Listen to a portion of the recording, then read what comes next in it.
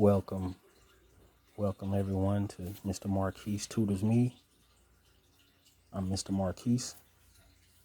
You can find me at Mr. Marquise Tutors Me at gmail.com or Mr. Marquise Tutors Me at protonmail.com. I'd like to welcome you guys to this particular video today.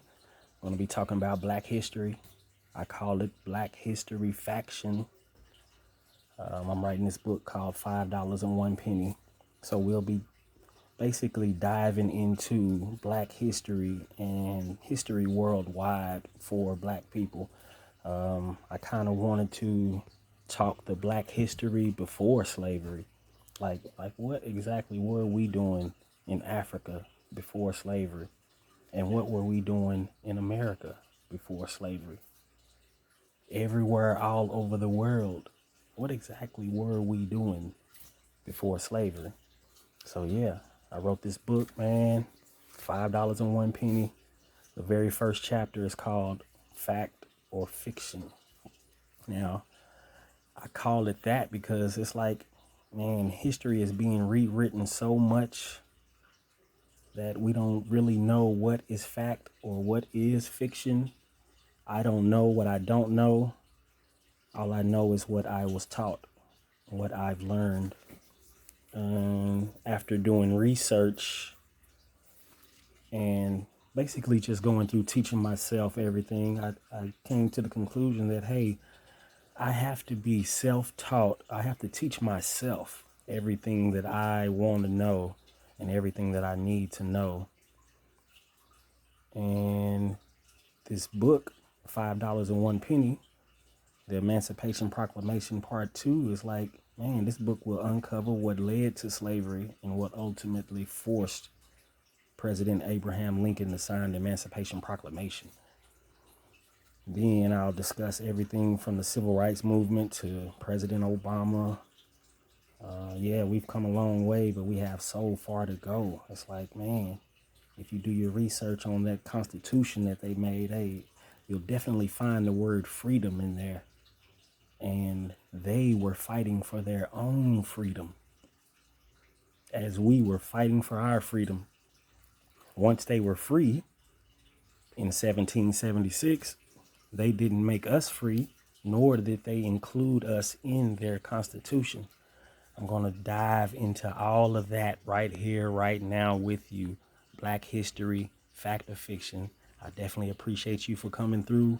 Hit the like, subscribe, follow, share this thing, leave me a comment. Yes, I'm just going to be flipping through these pages like it's nothing, man. We're going to sit back and we're going to enjoy this. I know history is boring, so, man, just give me about an hour of your time. I'll sit here and read for about an hour. And then, yeah, let's go ahead and get to it. Black History Faction. Chapter 1 of $5.01, written by me, Marquise Kennedy.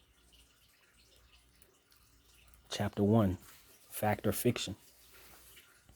In the early 1300s, there was an African ruler by the name of Mansa Musa of Mali.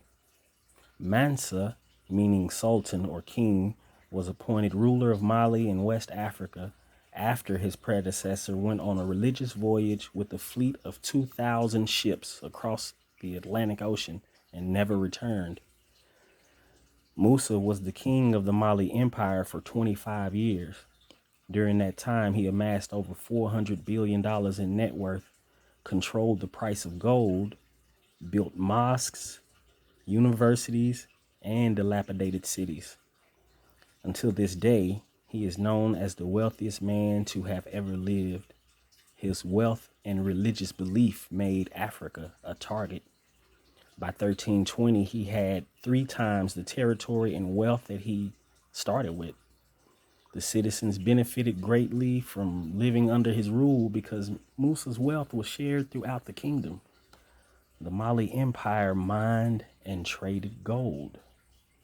They were educated and very religious at the same time. Musa prepared his people for a sacred pilgrimage to Mecca in 1323 on a faith-based mission. He was a devout Muslim. The entourage consisted of 60,000 men and women carrying supplies, 500 slaves carrying gold, and 100 camels carrying gold dust. Yes, he inherited slaves. It was more like indentured servitude due to the migrants needing food, shelter, and refuge. It makes sense when you think of slaves carrying gold and making the entire trip without chains on, not running away. Along the way, every Friday, Musa had mosques built. He also gave away gold to peasants along his route, which would lower the value of gold and upend the economy in the region for a decade. It took a year to get to Mecca and just as long to get back. So roughly 100 new mosques were built in Mansa's 2-year voyage through Egypt, Saudi Arabia, and back. Upon his return to Mali, Musa renovated the city of Timbuktu. It slowly grew to be the capital of the Mali Empire. As more visitors began to adorn the cities and admire the people therein, word spread throughout Europe and the Middle East that there was immense wealth within the entire continent of Africa. Of course, Mansa Musa's pilgrimage across the desert was the focal point of the stories being told. It's ironic that the stories were told by Moors back when Europe was ruled by black people. European maps had a picture of Musa holding a coin on them. With resource scarcity and a population boom, white Europeans became desperate to survive. Okay, side note. Now, when I say white Europeans, I have to say that because black people were there before the white people came. Europe was black people's land as well. Okay, back to the book. Spain tried to invade Mali and failed. Instead of sending their military home, they ordered the troops to colonize uninhabited portions of the west coast of Africa. Musa was undefeated in war, but when he died in 1337, other countries followed Spain's lead. Portugal gained control of the eastern coast of the Mali Empire, and nearly 100 years after Musa, the Mali Empire was no more. After more than 2,000 years of attempting to penetrate and overrun Africa, Europeans finally succeeded. Side note. Now, Egypt had already been overran by the 1300s. Egypt had been overran more than once. I'll talk about that later on in the chapter, but these invaders, they realized that the riches were not just in Egypt, but it was throughout the entire land, and they knew that black people knew a little bit more than what we were telling them, and I'll tell you about that in the story as well. Let's get back to the book.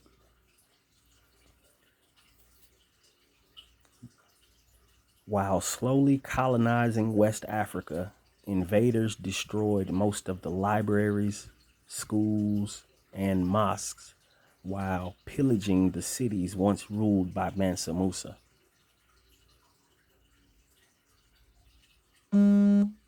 Before the Mali Empire existed, white Europeans were poor, uneducated, and uncivilized themselves.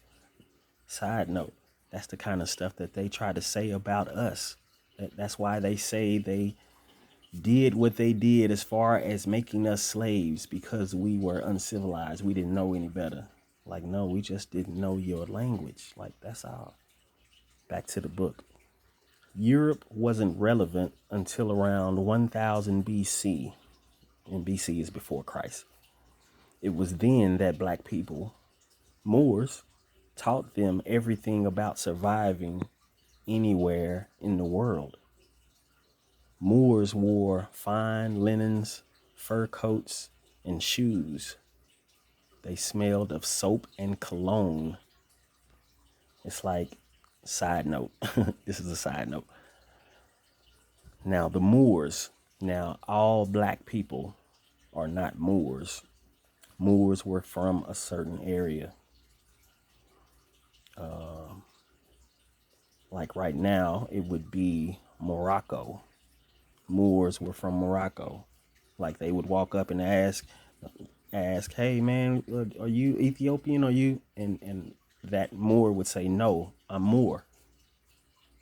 I'm Moorish. Like this, it has nothing to do with being a Muslim or being black, period. It's just a certain area that they're from. Okay, back to the book. The Moors taught the Europeans everything they know. The Moors.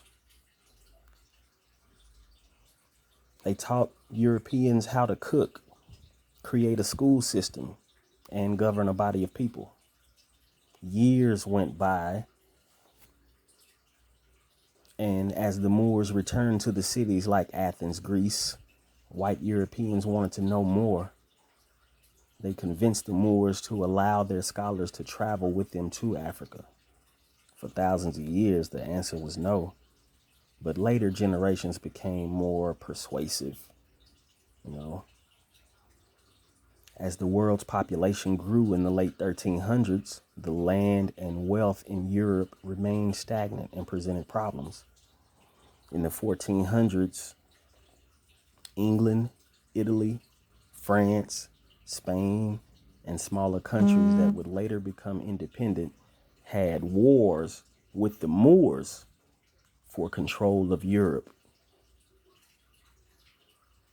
They had wars with the black people, the Moors, for control of Europe. In 1492, white Europeans, backed by the crown, which is the king and queen, and the Vatican, which is the Pope, declared war on melanated people worldwide. They began to descend upon Africa.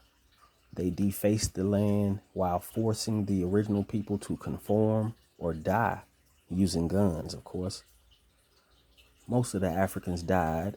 Some of them fled inland, and the rest became servants of the colonizers. Some of those Moors became servants and started helping them, like with whatever they needed. They learned the languages of the Europeans. They basically taught them the language. You know what I'm saying? Like the Moors were in control of these countries. Okay, yeah, that's a side note. Side note, y'all. The Moors were in control of all these countries in Europe up until 1000 BC. So that's about 3,000 years ago. 3,000 years ago, we were in Europe. We were the Europeans. White people started fighting with them. 1492, fall of the Moors. I'll get there in the book in just a second. Let's get back to the book.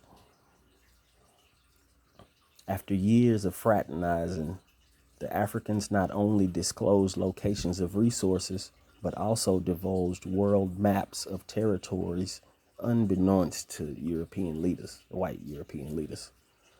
Some Africans assisted white people in capturing slaves as well, these Moors. But not all Moors were bad. That's that side note. Back to the book. The greatest European presence in Africa today in 2020 is from the countries of France and England, also known as the United Kingdom or Great Britain. So you hear me say United Kingdom or UK, or I say Great Britain, I'm talking about England, where the English language came from.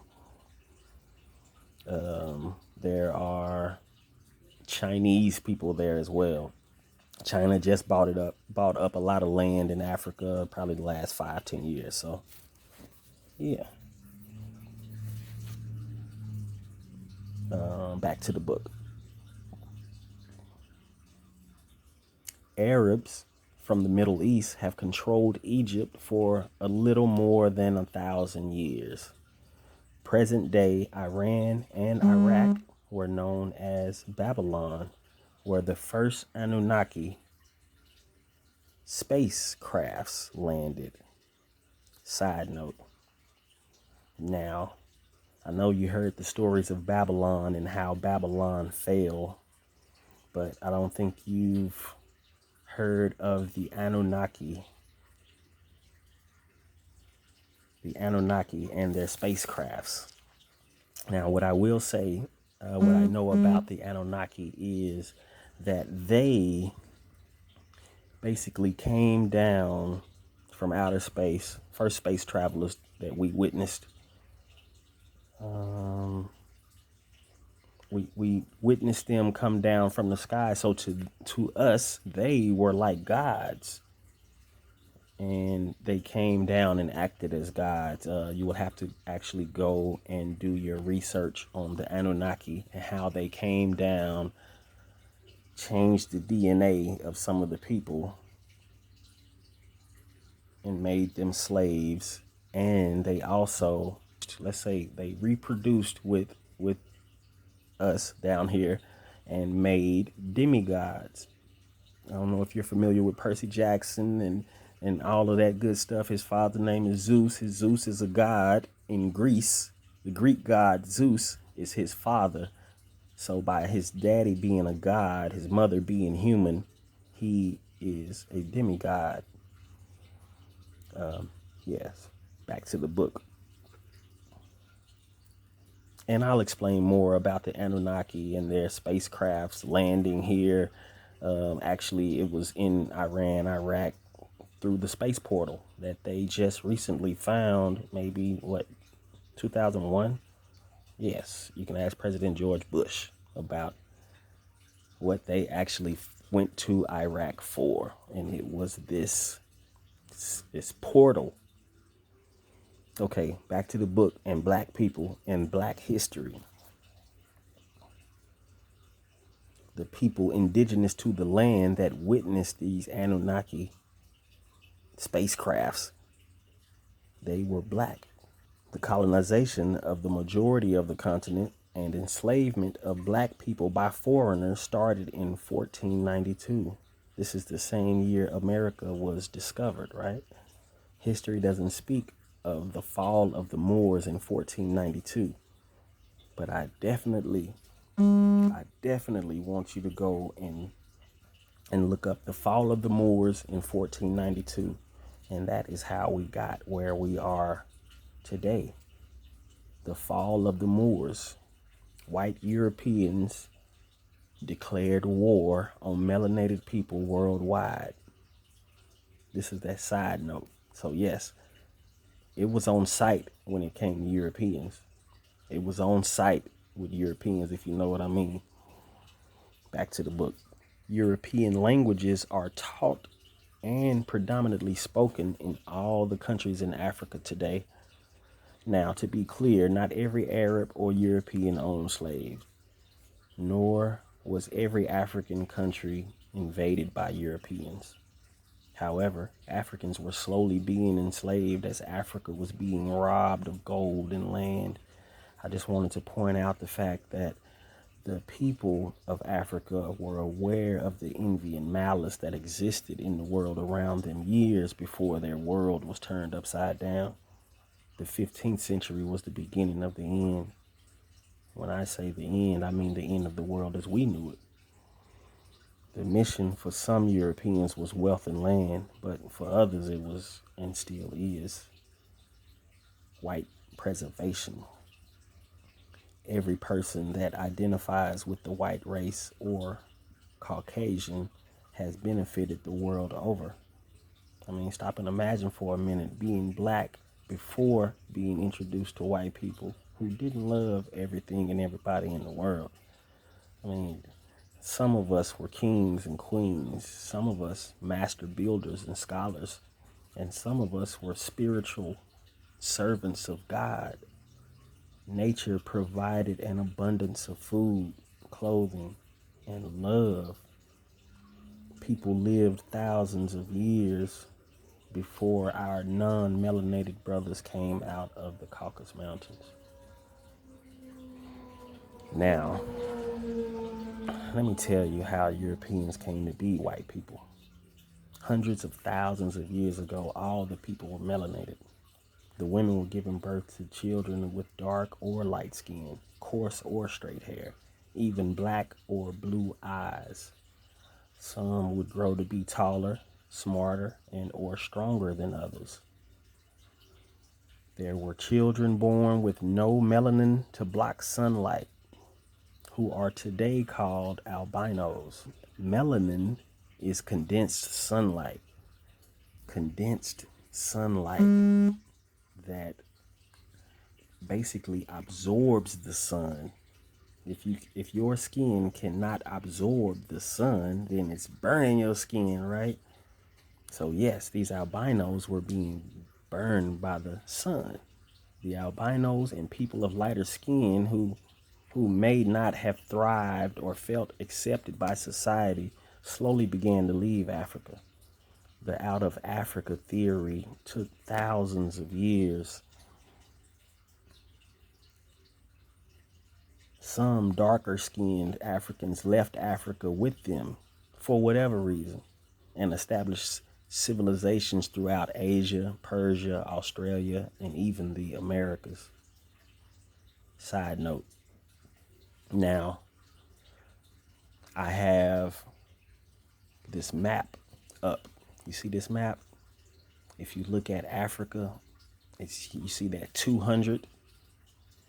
Okay, now the scale says that our scale is 150,000 years ago. 150,000 years ago. So someone did the research and said, hey, we found human remains of Africans here 200,000 years ago,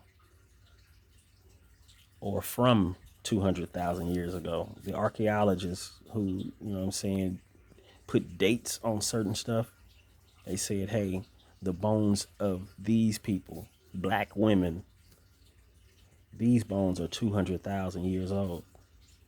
Now, after about 50,000 years later, and you're 5,000 miles away from where we originated. Like, it took 50,000 years for us to move to South Africa. And so on, until we're in America 16,000 years ago. South America 14,000 years ago. The little one at the very bottom that you see next to Australia, and that's like Tasmania. Yes, Tasmania is real. We were there just 1,000 years ago. We were even in, you see, next to Africa, the number 2, that's Madagascar. Yes, the cartoon Madagascar is real. Madagascar is right there next to Africa. We were there 2,000 years ago. Do your research. Back to the book. A bird leaving the nest to create their own comes to mind, right? All this can be found anywhere on the globe, including China, Russia, Indonesia, and Mexico. When the Africans made it to the north, they encountered snow that remained on the ground year-round. What they didn't know was that was nearly the end of the Ice Age. This was roughly 40,000 years ago. You know what I'm saying? This was 40,000 years ago. More importantly, no sunlight was the ideal condition of albinos who had a disdain for the sun and hot weather. They settled into the land, mainly caves and mountains, while eating animals built to survive inclement weather. Living in caves is nothing new because there are underground dwellings throughout the world that still stand today, and there was no vegetation growing other than trees. You know what I'm saying? So after thousands of years in caves, eating raw flesh and surviving these conditions, these cave dwellers emerged without a pinch of melanin in them. I'm talking about not a drop. And the Ice Age lasted until about 12,000 years. 12,000 years ago. 12,000 years ago, the Ice Age ended. Around that time, there was another wave of Africans leaving Africa. Like that never stopped. From my understanding, these Africans encountered savages that came out of that Ice Age and those caves. They encountered savages that looked nothing like the albinos that were still being born to African mothers. After thousands of years of living in the coldest weather on Earth, albino Africans came back white. It took Africans thousands of years to get the white people to adopt rules, laws, and morals. I mean, side note, they had just come out of the cave. Can you imagine? After 100 years, you don't know any other place except the place that you are in. After 100 years, if you are not taught or if you didn't see the carvings on the walls, if somebody didn't leave you something to remember something by, you wouldn't know what being civilized is. It would take you thousands of years to be civilized, if not just hundreds of years. But white people evolved from the knuckle-dragging Neanderthals to sophisticated warmongers. It was all about war. They fought to the death amongst themselves until they learned to communicate with dialogue. You know, between anybody, the very first people, the first interaction was through pointing fingers, you know, drawing in the dirt, sign language, facial expressions. All European languages derive from other languages. English is made up of all languages and is still evolving. The war on African history began more than 3,000 years ago with white people hell-bent on erasing the history of ancient Egypt. Egypt was conquered by Greece around 333 BC by Alexander the Great. Side note,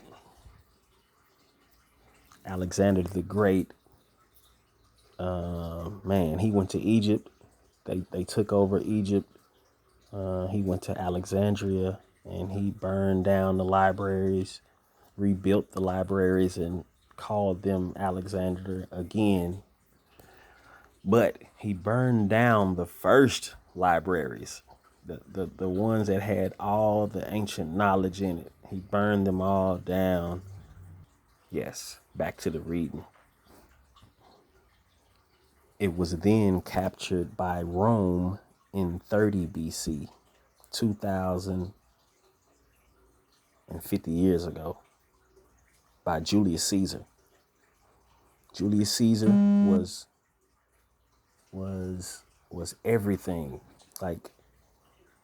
but he was Rome. So if you know anything about Rome and Julius Caesar, you know that their military might was everything. Like Rome stretched from not only just Rome, Italy, but I'm talking it stretched to Africa. By then it was at least Egypt. 30 BC, when he took over Egypt, he wanted to combine the kingdoms of Rome and Egypt. So he married Cleopatra. Julius Caesar married Cleopatra. And back to the book. In 2020, Egyptian tombs are being excavated in hopes of finding treasure and the truth about how life began. They find the treasures, but also find writings that predate religious texts, along with well-preserved mummies of black people. Imhotep, the god of medicine, was also the architect of the step pyramid of Saqqara in Egypt. He designed the pyramids and hidden tombs therein 5,000 to 500,000 years ago to preserve the mummified remains of pharaohs along with their families. He healed the sick, rehabilitated broken bones, and performed the oldest discovered brain surgery. His pyramids still stand, duplicated on every continent. You will never hear about him in your world history or science classes, but I encourage you to do your research on this man immediately. Side note. Now, Imhotep is considered to be the father of medicine, right? Now, what if I told you that there was also another man by the name of Thoth? Thoth. Thoth. Thoth is said to be the father of medicine, and he did everything that Thoth is said to have done everything that Imhotep did. What I really want to talk about is how we, as Black people, we incarnate here, and if the mission is not done, we have to reincarnate until the mission is done. We keep reincarnating back, keep coming back. So Thoth was here. He's all over the Egyptian walls, and Thoth is also an Atlantean from Atlantis. Brother Billy Carson. I'm not sure if you are familiar with Billy Carson, but he has books on Thoth and the emerald tablets that he left. And those emerald tablets are being found today. Like today, they're looking for these emerald tablets that Thoth left behind. But I just wanted to tell you that, Thoth is said to be Imhotep, and these people, or we just keep coming back. Like history keeps repeating itself because the past is the present and the future is now. So yes, time is irrelevant. If you also do your research on time, you'll see that those Anunnaki people, like one of the guys had like a wristwatch on. You could see his wristwatch. Yes, they came up with the concept of time once they, you know what I'm saying? Once you come to a certain planet, say Earth, time kind of changes. It's only going as fast as the world is spinning. You know what I'm saying? The days are only going by as fast as the world can spin. But, Thoth and Imhotep, they could very much be the same people. Check out Billy Carson and his books on the Emerald Tablets and Thoth and everything. Billy Carson is so amazing. I feel like Billy Carson is Thoth returned. And he'll tell you that Thoth came up with the concept of thought, of a thought. And it gets that deep, but that's the end of that side note. I just wanted to let you know that Thoth was also an Atlantean, and Atlanteans are from Atlantis. Atlantis is under the ocean right now because that was thousands of years ago when Atlantis was here. Thoth is an Atlantean, and he's an Egyptian, and then he came back as Imhotep, and now I think Thoth is back as Billy Carson. Man, if you go and look up some of his YouTube stuff, he has his own, I'm talking about, this guy has his own social media platform called Unite the 99. He has his own Forbidden Knowledge. That's his own TV show. I mean, TV station. It's like an app, kind of like Netflix, Forbidden Knowledge TV. I encourage you to look it up. Now let me get back to the book. Back to the book. Imhotep is credited with healing people using natural herbs and magic. Students traveled thousands of miles to learn science, mathematics, astronomy, alchemy, and architecture from this extraordinary black man. Upon his death, he was deified or made a god. Around 500 BC, white European students were allowed access to African scholars. Many of them came from Athens, Greece, is what I want to say. Many of them came from Athens, Greece. Egyptians taught the Greek scholars and philosophers everything they knew for about 150 years until they came and just slaughtered everybody, wiped everybody out, took over Egypt. Black people invented all you see and everything you use, while white people patented, mass produced, and sold them as their own creations. You know what I'm saying? That still goes on to this day. That was happening back then. They were trying to take everything. But side note, they have been discovering stuff so slowly, like even King Tut. They just discovered King Tut's tomb 100 years ago in 1922. They just discovered King Tut's tomb. And yes, they are looking for more, I promise. Back to the book. Would you believe me if I told you that ancient Egypt was the last of the great dynasties in Africa? Thousands of years before Egypt, this land was known as Kemet. Before the entire continent was renamed Africa by Europeans, it was called Ethiopia. According to worldatlas.com, the original name of Africa was Alkebulan, which literally means mother of mankind or Garden of Eden. Cities and civilizations like Atlantis have recently been discovered deep beneath the ocean.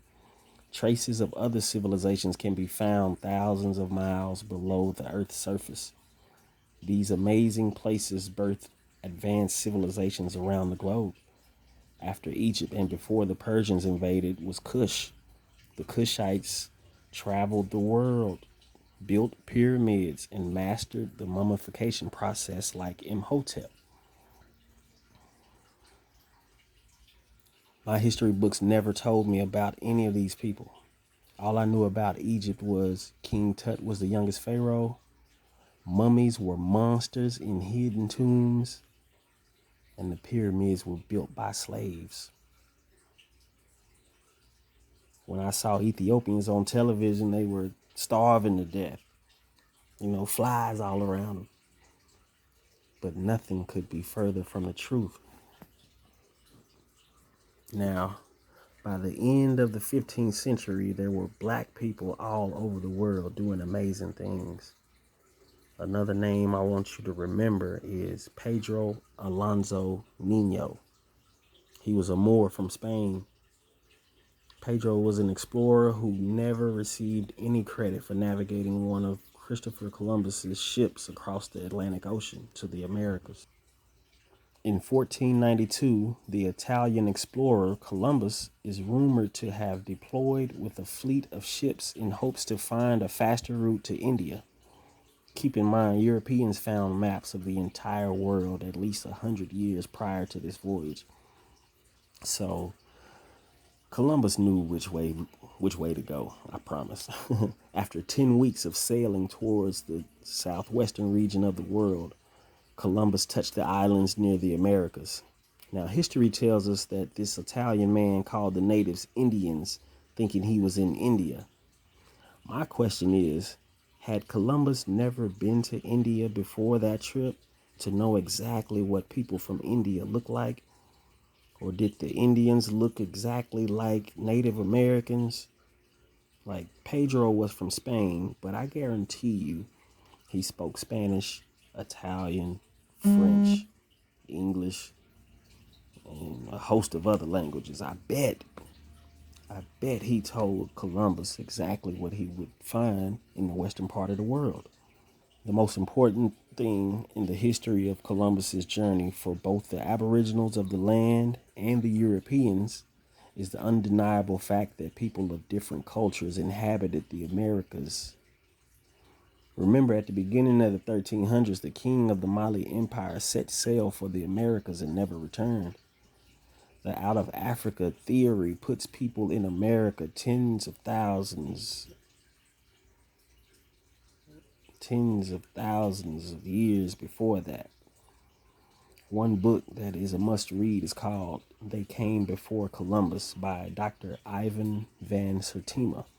There you will read about Africans arriving in America around 100,000 years ago. The number of years may be debatable, but evidence of this can be found as far west as California, the Grand Canyon, South America, Cuba, Haiti, you name it, Australia, China, Japan, Hawaii, Antarctica, Europe, and every part of the world have proof of African existence. Columbus wrote in his diary that the land was docile and the people, who resembled Ethiopians, could be easily converted to Catholic Christianity. After months on the island and South America. So, side note, they only made it to the islands, and he kind of changed the names of all the islands. Like Cuba, he changed the name of Cuba, Haiti, he changed all the names of all the land. When he made his decree to the people of the land, they didn't understand what he was saying, but he was reading the pamphlet, making it official that they were under the king and queen of Spain now. All of these new islands and all of South America, like, Brazil, they were all just taken. He just came over and just claimed the land. Okay, back to the book.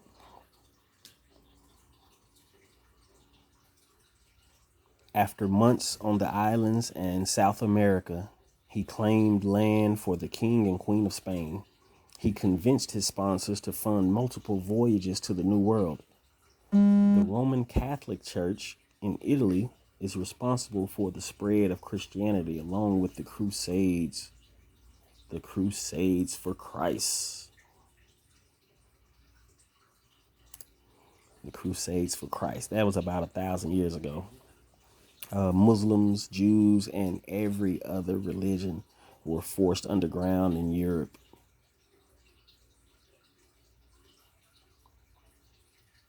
So yes, the Crusades for Christ was about 1,000 years ago.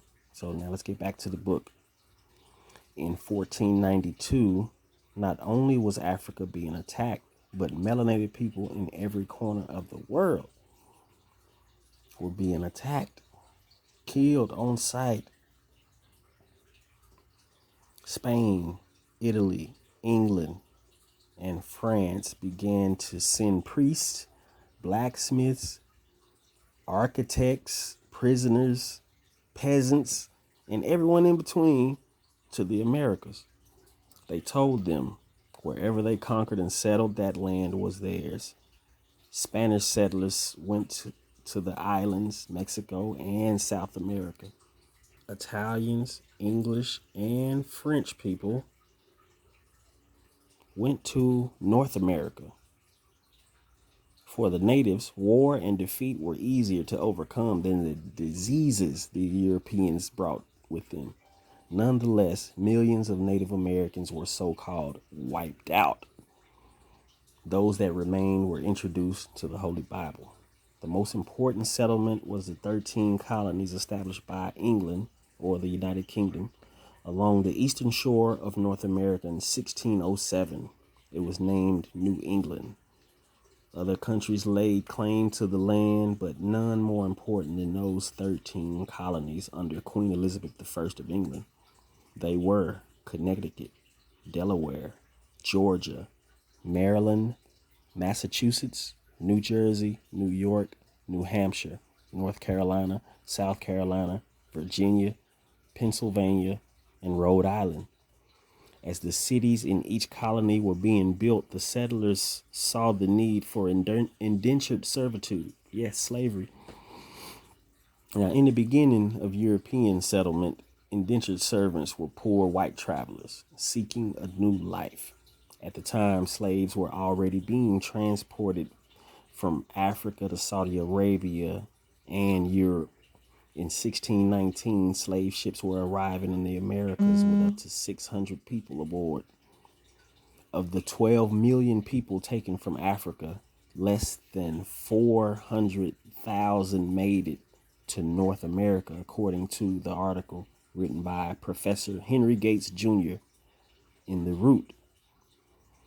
Take that number added to the 1 million Aboriginals that survived with the other natives and hundreds of years of interracial relationships, you have the descendants of those people, you and I. What happened to the rest of our people?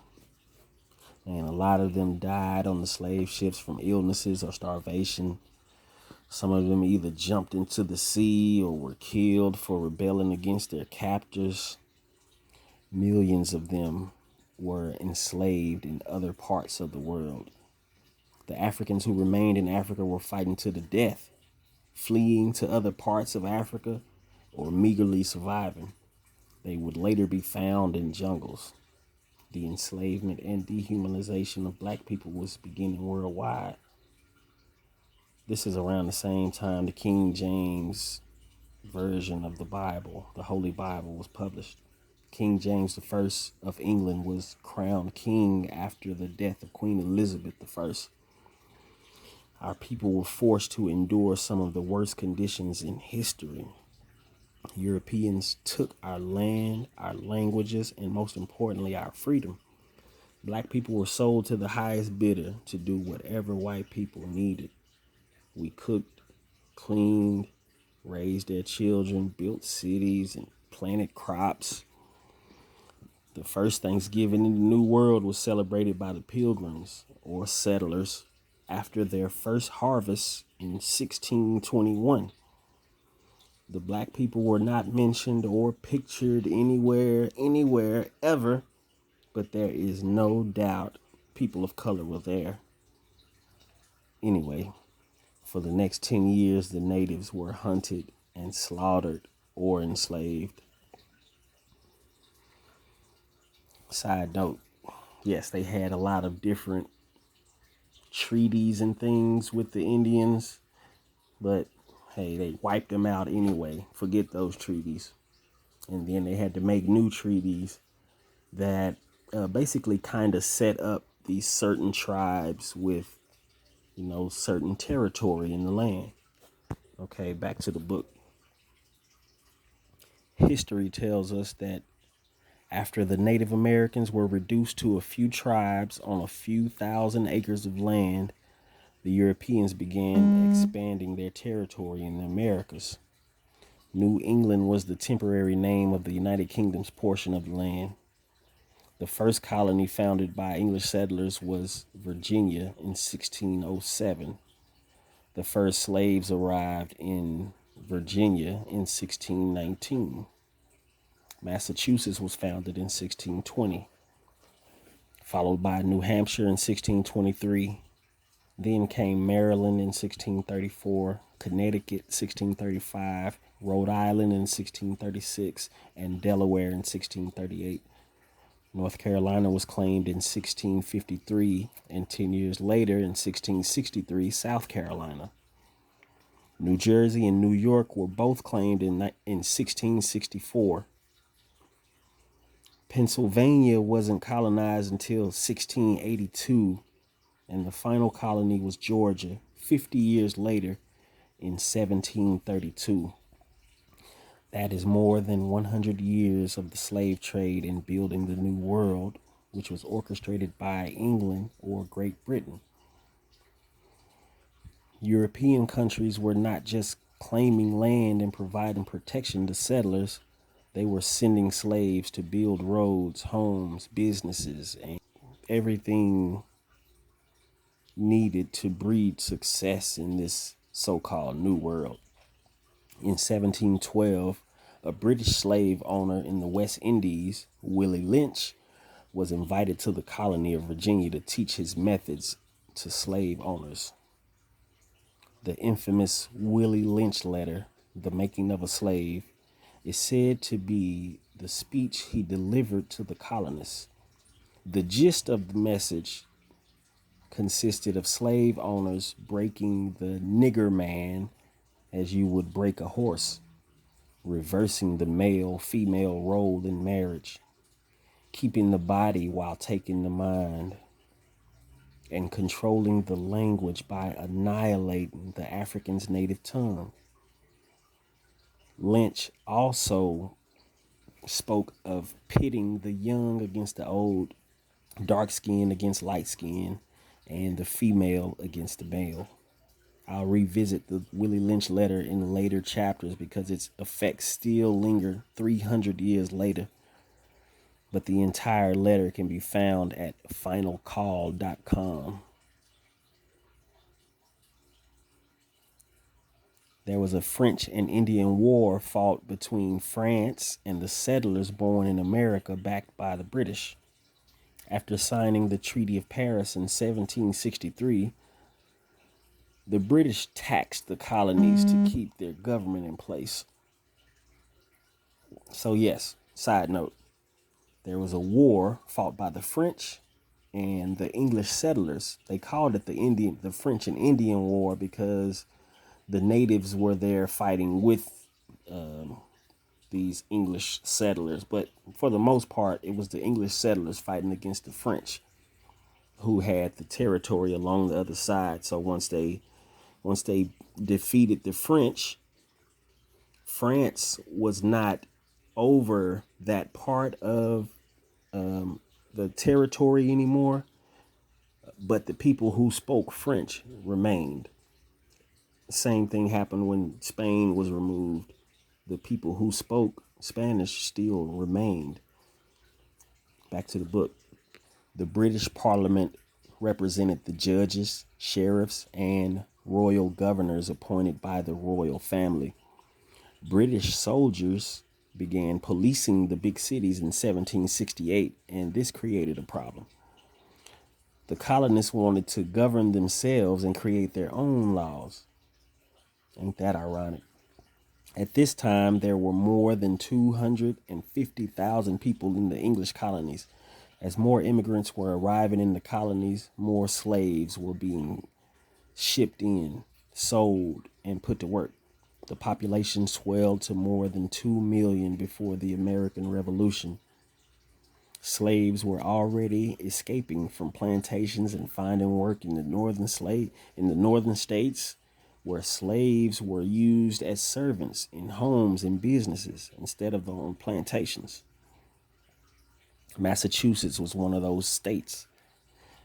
In 1761, Phyllis Wheatley was captured in Africa and shipped to Boston, where she was purchased by John Wheatley. She quickly learned to read, write, and speak English. She was the first slave to publish a book of poems called Poems on Various Subjects. According to Africans in America, a chronological timeline on people and events, Phyllis Wheatley was emancipated by her owner in 1773.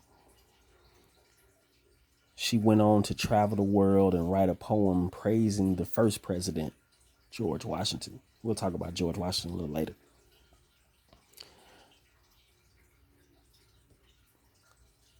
A runaway slave known throughout history is a man named Crispus Attucks.